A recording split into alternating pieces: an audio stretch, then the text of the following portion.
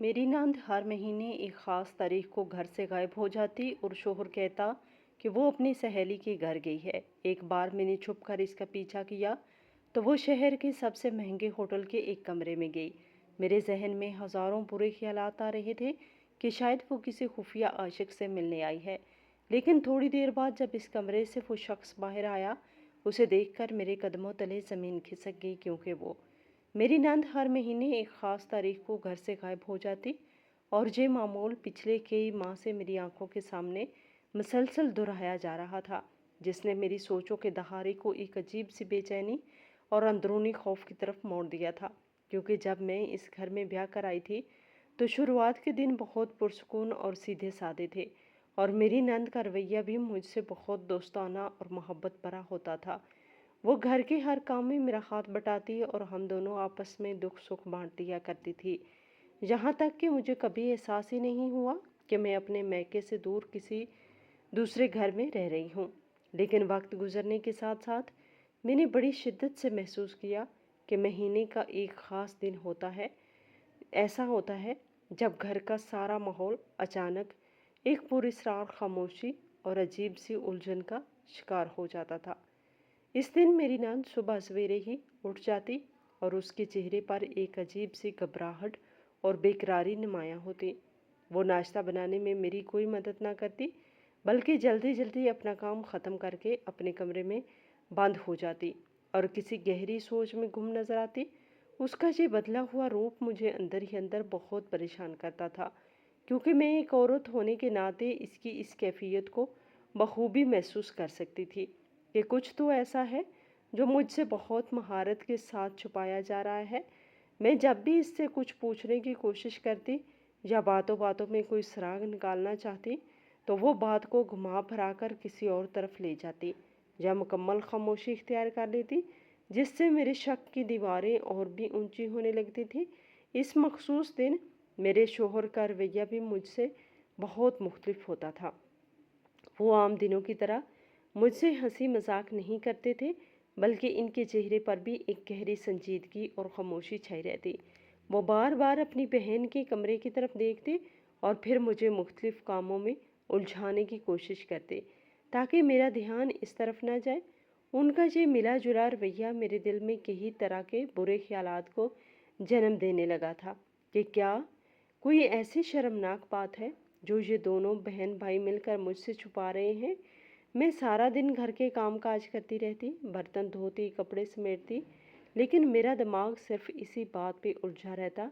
कि आखिर इसे एक दिन में ऐसा क्या खास होता है कि घर का पूरा नक्शा और सुकून ही बर्बाद हो जाता है। मेरी नंद अपने कमरे में काफ़ी देर तक तैयार होती और इस दिन वो आम दिनों से ज़्यादा बनाव श्रृंगार करती और ऐसे शानदार कपड़े पहनती जो वो आमतौर पर घर में या किसी आम रिश्तेदार के यहाँ जाते हुए नहीं पहनती थी। जब वो कमरे से बाहर आती तो उसके चेहरे पर एक अजीब सी मुस्कुराहट और आंखों में एक अनोखी चमक होती थी जो मुझे और भी ज़्यादा मशकूक कर देती थी। वो चुपके से घर के सदर दरवाजे की तरफ बढ़ती और फिर बाहर निकलकर जाने कहाँ गायब हो जाती। मैं खिड़की के मोटे पर्दे के पीछे छुपकर उसे जाते हुए देखती तो मेरा दिल जोर जोर से धड़कने लगता और मुझे लगता कि वो किसी ऐसी तारीख राह पे चल पड़ी है जो हमारे ख़ानदान की इज्जत और वक़ार के लिए इंतहाई नुकसानदेह साबित हो सकती है। मेरे जहन में कई बार ये ख्याल आया कि शायद इसका कोई पुराना जानने वाला है जिससे वो मिलने जाती है, या कोई ऐसा गहरा राज है जो वो अपने सीने में दफन किए हुए है और किसी को कानो कान खबर नहीं होने देना चाहती। दिन भर घर में अकेले काम करते हुए मुझे यूँ महसूस होता जैसे घर की बेजान दीवारें मुझसे बातें कर रही हों और मुझसे तंजिया अंदाज में पूछ रही हों कि आखिर ये सारा माजरा क्या है। मैं अपने आप को तसल्लियाँ देने की कोशिश करती कि शायद मैं ख्वामखा वहम का शिकार हो रही हूँ और हकीकत कुछ और ही हो। लेकिन बुजुर्ग कहते हैं कि औरत की छठी हिस्स कभी गलत नहीं होती, और मेरी ये हिस्स मुझे बार बार खबरदार कर रही थी कि कुछ तो ऐसा है जो बहुत गलत हो रहा है और मुझे अपने घर को बचाने के लिए इसका खोज लगाना ही पड़ेगा। मेरे अंदर का इज़्तिराब दिन ब दिन बढ़ता जा रहा था और रातों की नींद बिल्कुल उड़ चुकी थी। میں رات بھر بستر پر کروٹیں بدلتی رہتی اور یہی سوچتی رہتی کہ آخر وہ کون سی جگہ ہے جہاں وہ اتنی پابندی سے جاتی ہے اور اس کے چہرے پر وہ عجیب سی چمک کس لیے ہوتی ہے۔ میں نے کئی بار سوچا کہ گھر سے نکل کر چھپتے چھپاتے اس کا پیچھا کروں، لیکن ہر بار کوئی نہ کوئی مجبوری یا انجانا خوف میرے قدم روک لیتا۔ مجھے ڈر لگتا کہ اگر میں نے اس کا پیچھا کیا اور کچھ ایسا دیکھ لیا جو میں برداشت نہ کر سکی تو میری کیا حالت ہوگی، اور اس گھر کا کیا بنے گا جہاں میں نے ساری زندگی گزارنے کا پختہ عہد کیا ہے۔ میں نے اپنے شوہر سے کئی بار رات کی تنہائی میں اس موضوع پر بات کرنے کی کوشش کی، لیکن وہ ہر بار میری بات کاٹ دیتے یا بلا وجہ ناراض ہو کر کروٹ بدل لیتے۔ ان کی یہ بے جان ناراضگی میرے شک کو مزید پختہ کر دیتی کہ دال میں کچھ کالا ضرور ہے، اور وہ جان بوجھ کر مجھے اندھیرے میں رکھ کر میرا تماشا بنا رہے ہیں۔ جب بھی وہ منحوس تاریخ قریب آتی، میرا دل کسی نامعلوم خوف سے کانپنے لگتا۔ گھر کے کسی بھی کام کاج میں میرا دل بالکل نہیں لگتا، اور میں ہر وقت اسی سوچ کے بھنور میں غوطے کھاتی رہتی کہ اس بار نیا کیا ہونے والا ہے۔ میں نے اس کی غیر موجودگی میں اس کے کمرے کی تلاشی لینے کا بھی ارادہ کیا، لیکن پھر اپنے ضمیر کی ملامت سے ڈر گئی کہ کہیں کسی کی ذاتی چیزوں کو اس کی اجازت کے بغیر چھونا کتنا برا اور گھٹیا کام ہے۔ مگر میری بے بسی اور تجسس مجھ پر بری طرح حاوی ہو رہے تھے۔ میں نے اسے کئی بار باتوں باتوں میں خریدنے کی کوشش کی۔ اس نے اس کے پرانے جاننے والوں کے بارے میں پوچھا، اس کے ماضی کے گزرے ہوئے دنوں کے بارے میں جاننے کی کوشش کی، لیکن وہ اتنی ہوشیار اور چلاک تھی کہ کبھی کوئی ایسا ویسا لفظ اپنے منہ سے نہیں نکالتی جس سے مجھے رتی برابر بھی کوئی سراغ مل سکے۔ وہ ہمیشہ مسکرا کر میری سنجیدہ باتوں کو ٹال دیتی یا ادھر ادھر کی فرضی کہانیاں سنا کر میرا دھیان بھٹکا دیتی۔ اس کا یہ شاطرانہ انداز مجھے اور بھی زیادہ خوفزدہ کر دیتا کہ وہ کتنی مہارت سے اپنے کالے رازوں کو مجھ سے چھپا رہی ہے۔ مجھے اپنی ماں کی وہ نصیحت یاد آنے لگتی جو انہوں نے میری رخصتی کے وقت کی تھی کہ سسرال میں آنکھیں اور کان کھلے رکھنا لیکن منہ بند رکھنا۔ مگر یہاں تو صورتحال میرے صبر کے پیمانے کو چھلکا رہی تھی۔ ایک دن جب وہ حسب معمول اسی خاص تاریخ کو صبح سویرے اٹھ کر تیار ہونے لگی تو میں نے دل ہی دل میں حتمی فیصلہ کر لیا کہ آج میں اس معاملے کو پوری طرح حل کر کے ہی دم لوں گی، چاہے اس کا نتیجہ کچھ بھی نکلے۔ میں نے بھی اپنے کام جلدی جلدی سمیٹے اور اس کی ہر چھوٹی بڑی حرکت پر عقاب جیسی گہری نظر رکھنا شروع کر دی۔ وہ آئینے کے سامنے کھڑی پوری لگن سے خود کو سنوار رہی تھی اور اس کے چہرے کے تاثرات پل پل بدل رہے تھے۔ کبھی وہ خوش نظر آتی اور کبھی اچانک اس کے ماتھے پر گہری پریشانی کی لکیریں نمودار ہو جاتی۔ میں نے سوچا کہ آج اس کے سامنے کھڑے ہو کر اس سے سیدھا سوال کروں گی، لیکن میری ہمت ایک بار پھر جواب دے گئی اور میں خاموشی سے ایک کونے میں کھڑی سب کچھ دیکھتی رہی۔ جب وہ پوری طرح تیار ہو گئی اور اس نے بہترین لباس پہن لیا تو اس نے اپنا دستی تھیلا اٹھایا اور میرے شوہر کی طرف ایک معنی خیز اور گہری نظر ڈالی، جس کے جواب میں میرے شوہر نے بھی اسباب میں سر ہلایا، جیسے ان دونوں کے درمیان کوئی بہت پرانا اور پختہ خاموش معاہدہ ہو چکا ہو۔ یہ عجیب و غریب منظر دیکھ کر میرے دل پر جیسے کسی نے بہت بھاری پتھر رکھ دیا ہو۔ مجھے شدت سے احساس ہونے لگا کہ میں اس گھر میں محض ایک اجنبی اور غیر متعلقہ انسان کی طرح ہوں، جس سے سب کچھ چھپایا جا رہا ہے اور میری کوئی حیثیت نہیں ہے۔ میری نند نے جلدی سے باہر کا دروازہ کھولا اور تیز قدموں سے باہر نکل گئی۔ اس کے جانے کے بعد گھر میں ایک عجیب سی پراسرار اور کاٹ کھانے والی خاموشی چھا گئی۔ وہ اور میں وہیں بت بنی کھڑی رہ گئی۔ میرا دماغ سائیں سائیں کر رہا تھا اور مجھے بالکل سمجھ نہیں آ رہا تھا کہ میں کیا کروں اور کس سے جا کر اپنا دکھڑا روں۔ کچھ دیر بعد میں نے اپنے شوہر کی طرف دیکھا جو بہت اطمینان سے بیٹھے اخبار پڑھنے کی کوشش کر رہے تھے۔ حالانکہ مجھے بخوبی اندازہ تھا کہ ان کی پوری توجہ اخبار پر بالکل نہیں ہے، بلکہ ان کا ذہن بھی اسی کے ساتھ کہیں باہر بھٹک رہا ہے۔ میں نے اپنے دل کو مضبوط کیا اور لمبے لمبے قدم اٹھاتے ہوئے ان کے پاس جا کر کھڑی ہو گئی۔ میرے چہرے پر گہری الجھن اور شدید غصے کے ملے جلے تاثرات تھے اور میں ان سے آج ہر حال میں دو ٹوک جواب مانگنا چاہتی تھی۔ میں نے ان کی طرف سخت سوالیہ نظروں سے دیکھا اور اپنے اندر چھپی ہوئی تمام تر بے چینی کو الفاظ کا روپ دیتے ہوئے قدرے اونچی اور سخت آواز میں پوچھا کہ آخر وہ ہر مہینے کی اس تاریخ کو اتنے پراسرار انداز میں سج سنور کر کہاں چلی جاتی ہیں، اور آپ دونوں بہن بھائیوں کے درمیان یہ کیسی خاموش رضامندی اور ملی بھگت ہے جو میری سمجھ سے بالکل باہر ہے۔ میں نے ان سے کہا کہ میں اس گھر کی عزت دار بہو ہوں، اور آپ مجھ سے اب یہ مسلسل خاموشی، یہ چھپا چھپی اور یہ روز بروز کا ذہنی عذاب مزید برداشت نہیں ہو رہا۔ میری آنکھوں میں آنسو تیرنے لگے تھے اور میرا گلا رند گیا تھا، لیکن میں جاننا چاہتی تھی کہ آخر میری پیٹھ پیچھے یہ سارا کھیل کیا کھیلا جا رہا ہے۔ میرے ان چبھتے ہوئے سوالوں پر میرے شوہر کے چہرے پر ایک لمحے کے لیے واضح پریشانی ظاہر ہوئی۔ انہوں نے جلدی سے اخبار ایک طرف رکھا اور میری آنکھوں سے نظریں چرا کر پہلو بدلتے ہوئے بہت ہی عام اور سادہ سے انداز میں بات کو گول مول کرنے کی کوشش کی، اور بڑی ڈٹائی سے اپنے چہرے پر مصنوعی مسکراہٹ سجا کر کہنے لگے، تم ناحق اتنی سی بات پر پریشان ہو رہی ہو اور بلا وجہ اپنے ذہن میں طرح طرح کے شکوک و شبہات پال کر چھوٹی سی باتوں کا بتنگڑ بنا رہی ہو۔ وہ تو بس یوں ہی تھوڑی دیر کے لیے اپنی ایک سہیلی کے گھر گئی ہے۔ میرے شوہر کے منہ سے سہیلی کا نام سن کر میرے اندر غصے اور بے بسی کی ایک عجیب سی آگ بھڑک اٹھی، کیونکہ میں جانتی تھی کہ وہ مجھ سے صاف جھوٹ بول رہے ہیں اور میری آنکھوں میں دھول جھونکنے کی کوشش کر رہے ہیں۔ میں ان کا یہ روکھا اور جھوٹا جواب سن کر میں نے مزید کوئی بحث کرنا مناسب نہیں سمجھا اور خاموشی سے وہاں سے ہٹ گئی، لیکن میرے دماغ میں طوفان مچا ہوا تھا اور میں نے اپنے دل میں یہ پختہ ارادہ کر لیا تھا کہ آج چاہے کچھ بھی ہو جائے اور اس کا جو بھی انجام نکلے، میں اس سہیلی والے جھوٹ کا پردہ چاک کر کے رہوں گی اور اس راز کی تہہ تک پہنچوں گی جو مجھ سے اتنی بے دردی سے چھپایا جا رہا ہے۔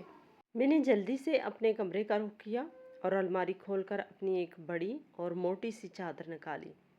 تاکہ خود کو سر سے پیر تک اچھی طرح چھپا سکوں اور کوئی مجھے غلطی سے بھی نہ پہچان سکے۔ میرا دل میرے سینے میں کسی پکڑی جانے والے چور کی طرح زور زور سے دھڑک رہا تھا اور میرے ہاتھ پاؤں کسی انجانے خوف سے ٹھنڈے پڑ رہے تھے، کیونکہ میں نے اپنی ساری زندگی میں کبھی کوئی ایسا کام نہیں کیا تھا اور گھر سے نکل کر چھپتے چھپاتے کسی کا پیچھا نہیں کرنا میرے لیے ایک بہت ہی ڈراؤنا اور بالکل نیا تجربہ تھا۔ لیکن میرے اندر کا شک اور اپنے گھر کے سکون کو بچانے کی بے چین تڑپ مجھے اس انتہائی قدم پر مجبور کر رہی تھی۔ میں نے جلدی سے چادر اوڑھی اور ارد گرد دیکھتی ہوئی دبے پاؤں گھر کے پچھلے دروازے سے باہر نکل آئی۔ گلی میں پہنچ کر میں نے دل کو مضبوط کیا اور ارد گرد نظر دوڑائی تو میری ناند کچھ ہی فاصلے پر تیز تیز قدموں سے چلتی ہوئی گلی کے موڑ کی طرف جا رہی تھی۔ میں نے بھی دیواروں کے سائے کا سہارا لیتے ہوئے اور خود کو چھپاتے ہوئے کچھ فاصلہ رکھ کر اس کے پیچھے چلنا شروع کر دیا۔ وہ چلتے چلتے بار بار مڑ کر پیچھے دیکھتی تھی، جیسے اسے بھی کسی انجانے خطرے کا احساس ہو، یا وہ یہ تسلی کرنا چاہتی ہو کہ کوئی اسے دیکھ تو نہیں رہا۔ اس کی یہ چوری چھپے والی حرکتیں اور بار بار پیچھے مڑ کر دیکھنے کا انداز میرے شک کو یقین میں بدل رہا تھا کہ دال میں کچھ کالا نہیں بلکہ پوری دال ہی کالی ہے اور وہ یقیناً کسی غلط راستے پہ چل پڑی ہے۔ گلی کے موڑ پر پہنچ کر اس نے ہاتھ کے اشارے سے ایک کرائے کی گاڑی روکی اور جلدی سے اس میں سوار ہو گئی۔ میں نے بھی بھاگ کر تھوڑے فاصلے پر کھڑی ایک اور سواری کو روکا اور اس میں بیٹھ کر چلانے والے کو جلدی سے اس آگے والی گاڑی کا پیچھا کرنے کا کہا۔ سواری چلانے والا میری اس عجیب و غریب ہدایات پر مجھے حیرت سے دیکھنے لگا، لیکن میری گھبرائی ہوئی اور پریشان حالت دیکھ کر اس نے بنا کوئی سوال کیے اپنی سواری آگے والی گاڑی کے پیچھے لگا دی۔ راستے بھر میرا دل عجیب سی الجھنوں کا شکار رہا۔ مجھے بار بار یہ خوف ستا رہا تھا کہ اگر میری ناند نے مجھے دیکھ لیا تو میں اسے کیا جواب دوں گی، یا اگر میرے شوہر کو میرے اس قدم کا علم ہو گیا تو وہ میرے ساتھ کیسا سلوک کریں گے اور میرے گھر کا کیا بنے گا۔ لیکن تجسس کی آگ اتنی تیز اور بھڑکتی ہوئی تھی کہ اس نے میرے ہر خوف اور ہر ڈر کو جلا کے راکھ کر دیا تھا۔ راستے میں کئی بار ٹریفک کا ہجوم آیا اور گاڑیوں کی لمبی قطاریں لگیں۔ تب مجھے لگا کہ اب آگے والی گاڑی میری نظروں سے اوجھل ہو جائے گی اور میری ساری محنت اور ہمت ضائع ہو جائے گی۔ لیکن خوش قسمتی سے وہ گاڑی مسلسل میری نظروں کے سامنے ہی رہی اور میں اس کا پیچھا کرتی رہی۔ شہر کے رش والے راستوں اور تنگ گلیوں سے گزرتے ہوئے ہم اچانک ایک ایسے علاقے میں پہنچ گئے جہاں کی سڑکیں بہت چوڑی اور عمارتیں بہت بڑی اور شاندار تھیں، اور وہاں کا پرسکون ماحول ہمارے سادے سے محلے اور شور شرابے والے علاقے سے بالکل مختلف اور عجیب تھا۔ آخر کار آگے والی گاڑی ایک بہت ہی شاندار، خوبصورت اور اونچی عمارت کے سامنے جا کر رکی، جو شہر کا سب سے مہنگا اور مشہور ہوٹل تھا۔ اس بڑی عمارت کی چمک دمک، اس کی خوبصورتی اور اس کے باہر کھڑی قیمتی گاڑیاں دیکھ کر میری آنکھیں کھلی کی کھلی رہ گئی اور میرا دماغ سن ہونے لگا۔ مجھے بالکل سمجھ نہیں آ رہا تھا کہ میری سادی سی اور گھر تک محدود رہنے والی نند کا اس قدر مہنگی اور پرتعیش جگہ پر کیا کام ہو سکتا ہے، اور وہ یہاں کس سے ملنے آئی ہے۔ وہ گاڑی سے اتری اور اس نے کرایہ ادا کیا۔ میں نے بھی اپنی سواری والے کو جلدی سے پیسے دیے اور اتر کر ایک بڑے سے ستون کے پیچھے چھپ گئی تاکہ وہ مجھے نہ دیکھ سکے۔ وہ بڑے اعتماد کے ساتھ چلتی ہوئی اس شاندار ہوٹل کے بڑے سے شیشے والے دروازے کی طرف بڑھی اور وہاں کھڑے پہرے داروں کے سامنے سے گزر کر اندر داخل ہو گئی۔ میں نے کچھ پل انتظار کیا اور پھر گہرا سانس لے کر اپنے چہرے کو چادر سے مزید چھپاتے ہوئے، اپنے قدموں کو مضبوط کرتے ہوئے اس کے پیچھے پیچھے ہوٹل کے اندر قدم رکھ دیا۔ اندر کا ماحول بہت ہی روشن اور عجیب سی خاموشی میں لپٹا ہوا تھا، اور وہاں موجود ہر چیز سے امیری اور شان و شوکت جھلک رہی تھی۔ لوگ بہت دھیمی آواز میں باتیں کر رہے تھے اور ادھر ادھر جا رہے تھے۔ میں نے نظریں گھما کر دیکھا تو میری نند سامنے والی لمبی راہداری کی طرف تیزی سے جا رہی تھی۔ میں بھی دبے پاؤں لوگوں کی نظروں سے بچتی ہوئی اس کے پیچھے چلنے لگی۔ وہ ایک برقی زینے کے پاس جا کر کھڑی ہو گئی اور اس کے کھلنے کا بے چینی سے انتظار کرنے لگی۔ میں ایک بڑے سے پودے کے پیچھے چھپ کر اسے دیکھنے لگی۔ جب وہ زینہ کھلا تو وہ اس میں داخل ہو گئی اور اوپر چلی گئی۔ میں نے جلدی سے پاس ہی بنی ہوئی سیڑھیوں کا رخ کیا اور تیزی سے اوپر کی طرف بھاگی۔ میری سانس بری طرح پھول رہی تھی اور میرا سارا وجود پسینے میں بھیگ چکا تھا، لیکن میں کسی بھی قیمت پر اسے اپنی نظروں سے دور نہیں ہونے دینا چاہتی تھی۔ اوپر والی منزل پر پہنچ کر میں نے ہانپتے ہوئے دیکھا کہ وہ ایک لمبی سی اور خوبصورت راہداری میں چل رہی تھی، جس کے دونوں طرف بہت شاندار اور قیمتی دروازوں والے کمرے بنے ہوئے تھے۔ میں بھی دیوار کے ساتھ لگ کر چھپتے چھپاتے اپنے قدموں کی آہٹ کو دباتے ہوئے اس کے پیچھے چلنے لگی۔ اس لمبی راہداری میں بہت گہری خاموشی تھی اور میرے اپنے قدموں کی دھیمی آہٹ بھی مجھے ڈرا رہی تھی۔ آخر کار وہ ایک بہت ہی بڑے اور خاص نظر آنے والے دروازے کے سامنے جا کر رک گئی۔ میں نے رک کر دیکھا، ایک بار پھر ادھر ادھر دیکھا، جیسے یہ پوری طرح تسلی کرنا چاہتی ہو کہ کوئی اس پر نظر تو نہیں رکھے ہوئے اور کوئی اس کا پیچھا تو نہیں کر رہا۔ اس کے چہرے پر ایک عجیب سی گھبراہٹ اور بے چینی اجاں تھی، جو میں اتنے فاصلے سے بھی صاف محسوس کر سکتی تھی۔ اس نے کانپتے ہوئے ہاتھوں سے اپنا دستی تھیلا کھولا اور پھر اس نے ایک گہری سانس لی اور اس بڑے سے دروازے کو دھکیل کر تیزی سے اندر داخل ہو گئی اور دروازہ اندر سے بند کر لیا۔ میں وہیں راہداری کے ایک تاریک کونے میں ساکت اور حیران کھڑی رہ گئی اور میری آنکھیں اس بند دروازے پر ٹک گئی جہاں میری نند ایک کمرے میں گئی تھی۔ اس بند دروازے کو دیکھتے ہی میری قدم وہی زمین میں گڑ گئے اور میرے وجود پر ایک ایسا سکتہ طاری ہو گیا جیسے کسی نے میرے جسم سے ساری جان کھینچ لی ہو۔ اس پرسکون اور خاموش راہداری میں مجھے صرف اپنے دل کی دھڑکنے کی تیز آوازیں سنائی دے رہی تھی، جو کسی ہتھوڑے کی طرح میرے سینے پر بج رہی تھی۔ میری آنکھوں کے سامنے اندھیرا چھانے لگا اور دماغ کسی ایسے بھنور میں پھنس گیا جہاں سے نکلنے کا کوئی راستہ سجائی نہیں دے رہا تھا۔ میں وہیں دیوار کے ساتھ لگ کر فرش پر بیٹھنے کے قریب ہو گئی، لیکن میں نے خود کو بڑی مشکل سے سنبھالا اور اپنی کانپتی ہوئی ٹانگوں کو سہارا دے کر کھڑی رہی۔ وہ بھاری بھرکم اور خوبصورت دروازہ، جو اب مکمل طور پر بند ہو چکا تھا، میرے لیے محض ایک دروازہ نہیں تھا، بلکہ ایک ایسا خوفناک پردہ تھا جس کے پیچھے میرے گھر اور میرے خاندان کی عزت کے ٹکڑے کیے جا رہے تھے۔ میرے دماغ میں سوالوں کا ایک ایسا طوفان برپا ہو گیا تھا جس نے میرے سوچنے سمجھنے کی ساری صلاحیتوں کو مفلوج کر کے رکھ دیا تھا۔ میں بار بار خود سے یہی پوچھ رہی تھی کہ ایک سیدھی سادی اور گھر کی چار دیواری تک محدود رہنے والی لڑکی جو میرے سامنے اتنی معصوم اور بھولی بن کر رہتی ہے، وہ اتنی بڑی اور خوفناک حرکت کیسے کر سکتی ہے؟ اس قدر مہنگی اور پرتعیش جگہ جہاں آنے کا ہم جیسے عام لوگ خواب میں بھی نہیں سوچ سکتے، وہاں اس کا اس طرح بلا جھجک اور اتنے اعتماد کے ساتھ آنا اس بات کا کھلا ثبوت تھا کہ وہ یہاں پہلی بار نہیں آئی، بلکہ یہ اس کا پرانا اور معمول کا راستہ ہے جس پر وہ پچھلے کئی مہینوں سے باقاعدگی سے چل رہی ہے۔ مجھے اپنا آپ ایک بیوقوف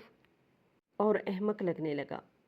جسے اتنے عرصے سے دھوکے اور فریب کے جال میں الجھا کر رکھا گیا تھا۔ میرے کانوں میں اپنے شوہر کے وہ جھوٹے الفاظ بار بار گونج رہے تھے جب انہوں نے مسکرا کر مجھے تسلی دی تھی اور کہا تھا کہ وہ اپنی کسی پرانی سہیلی کے گھر گئی ہے۔ ان کا وہ جھوٹ اب مجھے کسی زہریلے سانپ کی طرح ڈس رہا تھا، کیونکہ اب حقیقت پوری طرح میری آنکھوں کے سامنے ننگی ہو چکی تھی، اور وہ حقیقت اتنی کڑوی اور خوفناک تھی کہ اسے ہضم کرنا میرے بس سے باہر ہو رہا تھا۔ میں سوچ رہی تھی کہ اگر میرے سسرال والوں کو اور خاص طور پر میرے شوہر کو اس بات کی بھنک بھی پڑ گئی کہ ان کی بہن، جس پر وہ اندھا اعتبار کرتے ہیں اور جس کی شرافت کی قسمیں کھاتے ہیں، وہ ان کی پیٹھ پیچھے کتنا گھنونا کھیل کھیل رہی ہے، تو ان پر کیا قیامت گزرے گی؟ کیا وہ یہ صدمہ برداشت کر پائیں گے، یا پھر اس کا سارا ملبہ بھی میرے ہی سر پر ڈال دیا جائے گا کہ میں گھر میں ہوتے ہوئے بھی اس پر نظر کیوں نہیں رکھ سکی، اور میں نے وقت پر انہیں اس کی اس شرمناک حرکتوں سے آگاہ کیوں نہیں کیا؟ میرے اندر ایک عجیب سی بے بسی اور غصے کی لہر دوڑ گئی۔ مجھے اس لڑکی پر شدید غصہ آ رہا تھا جس نے اپنی جوانی اور اپنی خواہشوں کی خاطر ہمارے پورے خاندان کی عزت اور وقار کو داؤ پر لگا دیا تھا۔ میں تصور میں اس کمرے کے اندر کے مناظر دیکھنے کی کوشش کر رہی تھی، اور یہ سوچ کر میرا خون کھول رہا تھا کہ وہاں اندر کس حال میں ہوگی۔ اس کا صبح سویرے اٹھ کر وہ خاص تیاری کرنا، وہ مہنگا اور خوبصورت لباس پہننا، اور اس کے چہرے پر وہ عجیب سی خوشی اور چمک، یہ سب کچھ اب مجھے ایک کھلی کتاب کی طرح سمجھ آ رہا تھا۔ وہ بناؤ سنگار کسی سہیلی کے لیے نہیں، بلکہ کسی خاص انسان کو لبھانے کے لیے کیا گیا تھا۔ وہ انسان جو یقیناً اس بند کمرے میں پہلے سے اس کا بے صبری سے انتظار کر رہا ہوگا، اور جس کے لیے وہ اپنے گھر والوں کی آنکھوں میں دھول جھونک کر اپنا سب کچھ لٹانے چلی آئی تھی۔ یہ سوچ کر ہی میرے رونگٹے کھڑے ہو رہے تھے کہ ہماری خاندانی عزت جو سالوں کی محنت اور قربانیوں سے کمائی گئی تھی، وہ آج اس بڑی عمارت کے ایک کمرے میں نیلام ہو رہی ہے۔ میرے ذہن میں معاشرے کے طعنے، رشتہ داروں کی باتیں اور لوگوں کی وہ حقارت بری نظریں گھومنے لگی جن کا سامنا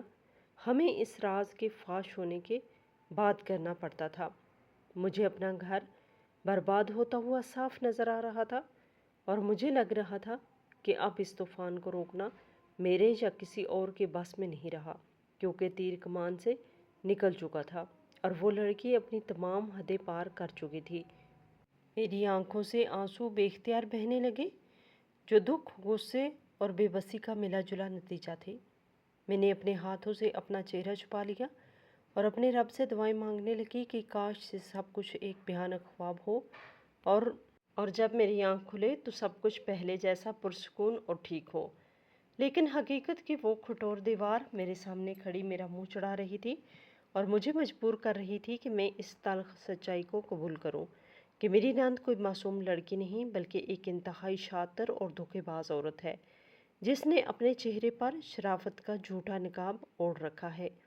اس کا ہر مہینے کی ایک خاص تاریخ کو گھر سے نکلنا میرے شوہر کا اس کے حق میں جھوٹ بولنا اور پھر اس کا اس جگہ کے ایک خاص کمرے میں جانا، یہ سب کڑیاں آپس میں مل کر ایک ایسی بھیانک کہانی بنا رہی تھی جس کا انجام سوائے رسوائی اور تباہی کے کچھ اور نہیں ہو سکتا تھا۔ میں جتنا اس بارے میں سوچتی میری الجھنیں اور میرا خوف اتنا ہی بڑھتا جاتا، اور میں بس اسی بند دروازے کو گھورتی رہ گئی، کیونکہ اس وقت میرے ذہن میں ہزاروں برے خیالات آ رہے تھے کہ شاید وہ کسی خفیہ عاشق سے ملنے آئی ہے۔ میں اس بند دروازے کے باہر راہداری کے ایک تاریک کونے میں کھڑی مسلسل وقت گزرنے کا انتظار کر رہی تھی، اور مجھے یوں محسوس ہو رہا تھا جیسے وقت کی سوئی کسی ایک جگہ پر آ کر رک گئی ہو، اور ایک ایک لمحہ میرے لیے صدیوں کے برابر طویل اور بھاری ہو گیا ہو۔ میرا سارا جسم ایک انجانے خوف اور غصے کی وجہ سے بری طرح کانپ رہا تھا، اور میرے ماتھے پہ پسینے کے قطرے چمک رہے تھے۔ حالانکہ اس بڑی اور شاندار عمارت کی اس طویل راہداری میں کافی ٹھنڈک تھی، لیکن میرے اندر جو آگ بھڑک رہی تھی اس نے میرے سارے وجود کو تپا کے رکھ دیا تھا۔ میں بار بار اس بند دروازے کو گھورتی اور میرے ذہن میں وہی بھیانک اور شرمناک خیالات کسی زہریلے ناگ کی طرح پھنکارتے کہ اس دروازے کے اس پار میری ناند کسی ایسے غیر مرد کے ساتھ موجود ہے جس نے اسے ہمارے خاندان کی عزت اور وقار کو مٹی میں ملانے پر مجبور کر دیا ہے۔ میں اپنے دل ہی دل میں ان دونوں کو کوس رہی تھی اور سوچ رہی تھی کہ جب وہ دروازہ کھلے گا اور وہ دونوں باہر نکلیں گے تو میں کس طرح ان کے سامنے جا کر کھڑی ہوں گی، اور ان کے چہروں پر پڑنے والی ذلت اور رسوائی کی ہوائیاں دیکھ کر اپنے اندر کی اس بھڑکتی ہوئی آگ کو ٹھنڈا کروں گی جس نے پچھلے کئی مہینوں سے میرا صبر، میرا سکون برباد کر کے رکھ دیا تھا۔ میرا دل چاہ رہا تھا کہ میں ابھی آگے بڑھ کر اس دروازے کو زور زور سے پیٹوں اور وہاں موجود تمام لوگوں کو اکٹھا کر کے اس لڑکی کا تماشا بنا دوں جس نے ایک سیدھی سادی اور معصوم صورت کا لبادہ اوڑھ کر ہم سب کو اتنے طویل عرصے سے دھوکے میں رکھا ہوا تھا۔ لیکن پھر خاندان کی عزت اور اپنے شوہر کی عزت کا خیال میرے قدموں کی زنجیر بن جاتا، اور میں اپنے ہونٹ چبا کر اپنی جگہ پر ساکت کھڑی رہتی۔ مجھے اپنے آپ پر بھی شدید غصہ آ رہا تھا کہ میں کس قدر احمق اور بیوقوف تھی جو اپنے شوہر کی ان جھوٹی باتوں پر یقین کرتی رہی کہ وہ کسی سہیلی سے ملنے جاتی ہے۔ وہ تمام دن، وہ تمام لمحات میری آنکھوں کے سامنے کسی فلم کی طرح چل رہے تھے، جب میری نند اس خاص تاریخ کو صبح سویرے اٹھتی تھی اور اس کے چہرے پر وہ عجیب سی گھبراہٹ اور بے چینی ہوتی تھی جسے میں کوئی خوشی یا کسی سے ملنے کا اشتیاق سمجھتی رہی تھی۔ میں سوچ رہی تھی کہ انسان اس قدر ظالم اور خود غرض ہو سکتا ہے کہ اپنی وقتی اور ناجائز خواہشات کی تکمیل کے لیے ان تمام رشتوں کو داؤ پہ لگا دیتا ہے جو اس سے بے پناہ محبت کرتے ہیں اور اس پر اندھا اعتماد کرتے ہیں۔ میرے کانوں میں بار بار اس دروازے کے کھلنے کی فرضی آوازیں گونجتی اور میں ہر بار چونک کر سیدھی ہو جاتی، لیکن جب مجھے اندازہ ہوتا کہ یہ میرا صرف وہم ہے تو میری بے چینی اور اضطراب میں مزید اضافہ ہو جاتا۔ میں نے اپنے دوپٹے کے پلو کو اتنی زور سے اپنی مٹھی میں جکڑا ہوا تھا کہ میری انگلیاں درد کرنے لگی تھیں، لیکن میری نظریں اس بھاری اور خوبصورت دروازے پر پوری طرح جمی ہوئی تھی۔ میں نے طے کر لیا تھا کہ آج میں اس مہمے کو پوری طرح حل کیے بغیر یہاں سے ایک قدم بھی پیچھے نہیں ہٹوں گی، اور اس راز سے پوری طرح پردہ اٹھا کر ہی دم لوں گی جو اس بند کمرے کی چار دیواری کے اندر چھپا ہوا ہے۔ مجھے وہاں کھڑے کھڑے کافی دیر ہو چکی تھی اور میری ٹانگیں درد کی وجہ سے جواب دینے لگی تھیں، لیکن میرے اندر کا غصہ مجھے گرنے نہیں دے رہا تھا کہ اچانک اس بند دروازے کی چٹخنی کے گھومنے کی ہلکی سی آواز آئی اور میرے دل کی دھڑکن ایک دم سے رکتی ہوئی محسوس ہوئی۔ میں نے جلدی سے اپنے آپ کو دیوار کے سائے میں مزید پیچھے کی طرف دھکیل لیا اور اپنی سانسوں کو روک لیا تاکہ میری موجودگی کا کسی کو احساس نہ ہو۔ دروازہ بہت آہستہ سے کھلا اور اس کے اندر سے ایک بھاری قدم باہر راہداری میں پڑا۔ میری نظریں پوری طرح کھلی ہوئی تھیں اور میں اس شخص کا چہرہ دیکھنے کے لیے بے تاب تھی جسے میں نے اپنے ذہن میں ایک بہت ہی گھٹیا اور برا انسان تصور کیا ہوا تھا۔ میں نے اپنے ذہن میں جو خاکہ بنایا ہوا تھا، اس کے مطابق کوئی غیر مرد، کوئی عاشق یا کوئی ایسا شخص باہر آئے گا جسے دیکھ کر میں فوراً آگے بڑھ کر اس کا گریبان پکڑ لوں گی۔ لیکن جیسے ہی وہ شخص پوری طرح دروازے سے باہر آیا اور اس کا چہرہ اس راہداری کی ہلکی روشنی میں میرے سامنے واضح ہوا تو میرے قدموں تلے سے زمین ہی کھسک گئی اور مجھ پر ایک ایسا سکتہ طاری ہو گیا جس نے میرے سوچنے اور سمجھنے کی ساری صلاحیتوں کو مکمل طور پر مفلوج کر کے رکھ دیا۔ وہ کوئی غیر مرد، کوئی اجنبی یا کوئی خفیہ عاشق نہیں تھا، بلکہ وہ تو میرا اپنا شوہر تھا جسے میں گھر میں چھوڑ کر آئی تھی اور جو مجھے یہ کہہ کر تسلی دے رہا تھا کہ اس کی بہن سہیلی کے گھر گئی ہے۔ میرے دماغ میں ایک زوردار دھماکہ ہوا اور میری آنکھوں کے سامنے اندھیرا چھانے لگا۔ مجھے ایسا لگا جیسے کسی نے میرے سر پر کوئی بہت بھاری چیز مار دی ہو اور میری دنیا گول گول گھومنے لگی ہو۔ میرا شوہر اس وقت ایک بہت ہی سنجیدہ اور پریشان کن حالت میں تھا اور اس کے ہاتھ میں کچھ کاغذات تھے۔ وہ دروازے سے باہر نکل کر کچھ سوچتے ہوئے آگے بڑھنے ہی والا تھا کہ میری بے ساختہ اور کانپتی ہوئی آواز میرے حلق سے نکل گئی اور میں نے اس کا نام پکارا۔ میری آواز سن کر وہ بری طرح چونکا اور اس نے تیزی سے مڑ کر میری طرف دیکھا۔ اس کے چہرے پر مجھے یہاں دیکھ کر جو حیرت اور صدمے کے تاثرات ابھرے وہ میں زندگی بھر نہیں بھول سکتی۔ اس کی آنکھیں پھٹی کی پھٹی رہ گئی اور اس کے ہاتھ سے وہ کاغذات چھوٹ کر فرش پر بکھر گئے۔ وہ چند لمحوں تک مجھے بالکل ایک اجنبی اور حیرت زدہ انسان کی طرح گھورتا رہا، جیسے اسے اپنی آنکھوں پر یقین نہ آ رہا ہو کہ میں اس کا پیچھا کرتی ہوئی اس قدر دور اور اس مہنگی جگہ تک پہنچ چکی ہوں۔ میرا اپنا حال بھی کچھ کم خراب نہیں تھا۔ میں کانپتے ہوئے قدموں کے ساتھ اس کی طرف بڑھی اور میری آنکھوں سے بے اختیار آنسو بہنے لگے۔ میں نے روتے ہوئے اور ہکلاتے ہوئے اس سے پوچھا کہ یہ سب کیا ہو رہا ہے؟ تم یہاں اس کمرے میں اپنی بہن کے ساتھ کیا کر رہے ہو؟ تم نے تو مجھ سے کہا تھا کہ وہ اپنی سہیلی کے گھر گئی ہے، پھر یہ سب کیا ہے؟ میری آواز میں غصہ، دکھ اور بے بسی سب کچھ شامل تھا۔ میرے شوہر نے جلدی سے ادھر ادھر دیکھا کہ کہیں راہداری میں کوئی اور شخص ہماری باتیں نہ سن رہا ہو۔ اس نے آگے بڑھ کر میرے کندھے کو پکڑا اور مجھے تسلی دینے والے انداز میں اندر اسی کمرے کی طرف چلنے کا اشارہ کیا۔ اس کے چہرے پر ایک عجیب سی ندامت اور تکلیف کا سایہ تھا جس نے مجھے مزید الجھن میں ڈال دیا۔ میں اس کے ساتھ چلتی ہوئی اس کمرے کے دروازے تک پہنچی اور جب میں نے اندر قدم رکھا تو اندر کا منظر دیکھ کر میرے شکوک و شبہات کی وہ تمام عمارت جو میں نے اپنے ذہن میں کھڑی کی تھی وہ ایک ہی لمحے میں زمین بوس ہو گئی۔ کمرہ بہت بڑا اور شاندار تھا، جس کے عین وسط میں ایک بہت بڑی چمکیلی میز رکھی ہوئی تھی اور اس میز کے پار ایک بہت ہی باوقار اور عمر رسیدہ شخص بیٹھا ہوا تھا، جس کے سامنے بہت سی موٹی موٹی کتابیں اور قانونی دستاویزات کے ڈھیر لگا ہوا تھا، اور کمرے کے ایک کونے میں صوفے پر میری نند بیٹھی ہوئی تھی، لیکن اس کی حالت وہ بالکل نہیں تھی جو میں نے باہر کھڑے ہو کر سوچی تھی کہ وہ کسی عاشق سے ملنے والی کوئی بے باک اور خوشحال لڑکی نہیں لگ رہی تھی، بلکہ وہ تو بری طرح رو رہی تھی اور اس کا چہرہ آنسوؤں سے بھیگا ہوا تھا۔ اس کے ہاتھ میں ایک رومال تھا جس سے وہ بار بار اپنی آنکھیں صاف کر رہی تھی اور اس کے پورے وجود سے ایک گہرا دکھ اور تکلیف جھلک رہی تھی۔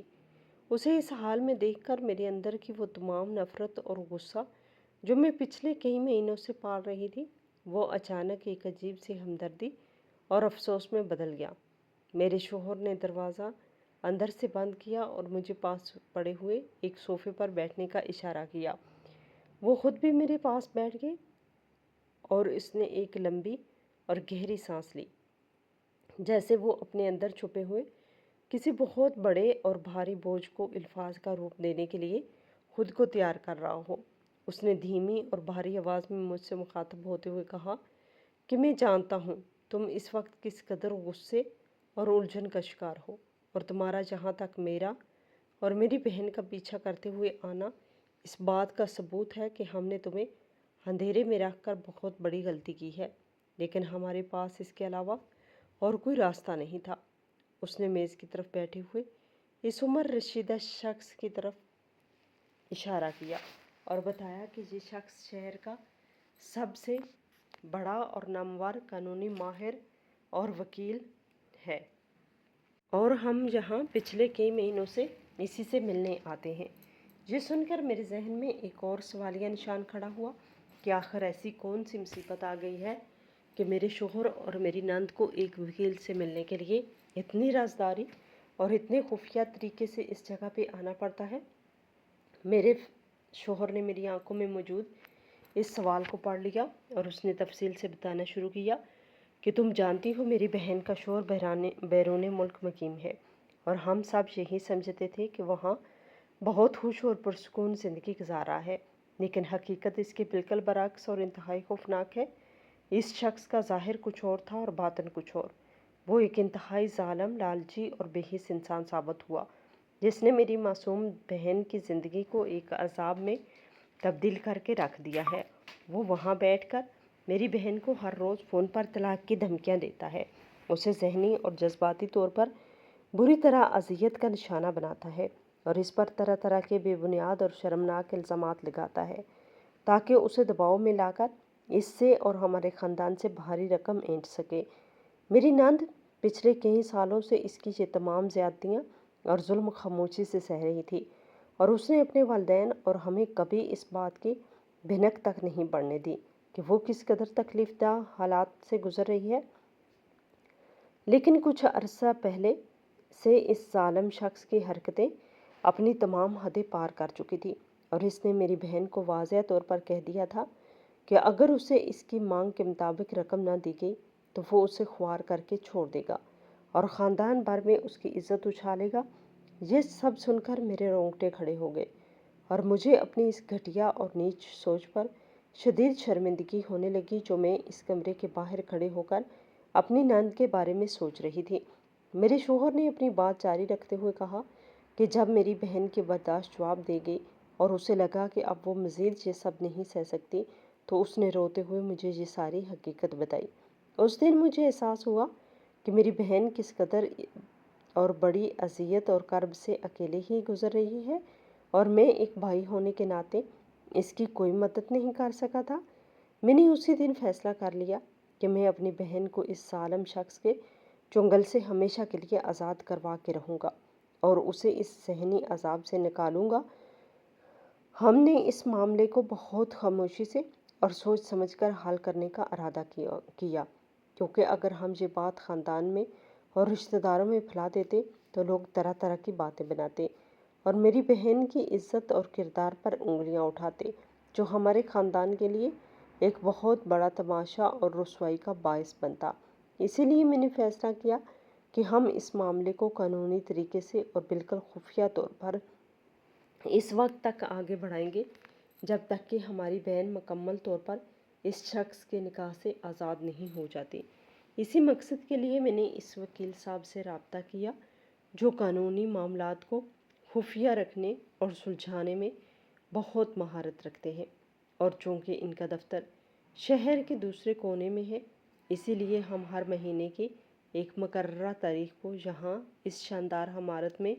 इनकी इस खुफिया जगह पर मिलने आते हैं ताकि हम खुला के कागजात और कानूनी दस्तावेज़ात मुकम्मल कर सकें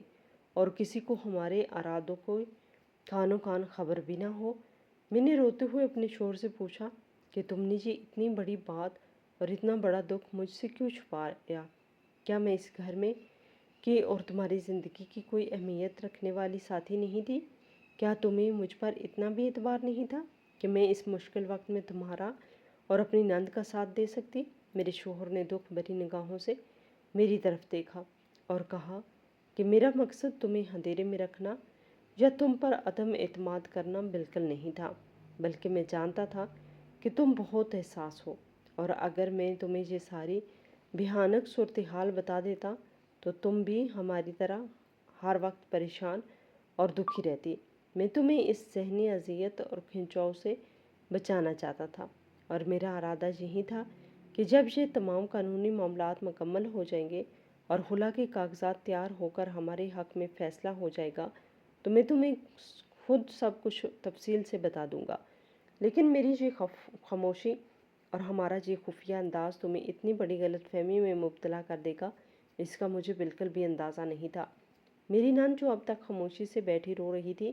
اس نے سسکیوں کے درمیان میری طرف دیکھا اور کانپتی ہوئی آواز میں مجھ سے معافی مانگی کہ اس کی وجہ سے مجھے اتنی اذیت اور پریشانی کا سامنا کرنا پڑا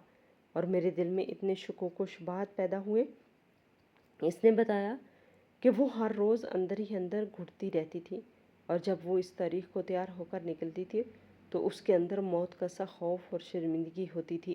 لیکن وہ صرف اپنے بھائی کی ہمت اور اس وکیل کی باتوں سے خود کو مضبوط رکھنے کی کوشش کرتی تھی۔ یہ ساری حقیقت جان کر میرے ذہن کے تمام بند دروازے اور پردے یکلخت ہٹ گئے اور مجھے ساری صورتحال کی سنگینی اور اس کرب کا پوری طرح اندازہ ہو گیا۔ میرا وہم، میرا غصہ اور میرا وہ تمام شک جو میں نے اپنے دل میں پالا ہوا تھا، وہ اپنی موت آپ مر چکا تھا، اور ایک انتہائی تلخ اور دردناک سچائی میرے سامنے پوری طرح بے نقاب ہو کر کھڑی تھی، جس نے مجھے میرے اندر تک کھلا کے رکھ دیا تھا۔ یہ ساری تلخ حقیقت جان کر مجھے اپنی گھٹیا سوچ پر شدید شرمندگی ہوئی جو میں اتنے مہینوں سے دل میں پال رہی تھی۔ میں نے روتے ہوئے آگے بڑھ کر اپنی ناند کو گلے لگا لیا اور دل سے معافی مانگی۔ میں نے انہیں یقین دلایا کہ اس مشکل وقت میں ان کے ساتھ ہوں۔ اس دن کے بعد سے میں نے بھابھی بن کر نہیں بلکہ سکی بہن کی طرح اس کا بھرپور ساتھ دیا، یہاں تک کہ وہ ظالم شخص سے ہمیشہ کے لیے قانونی طور پر آزاد ہو گئی۔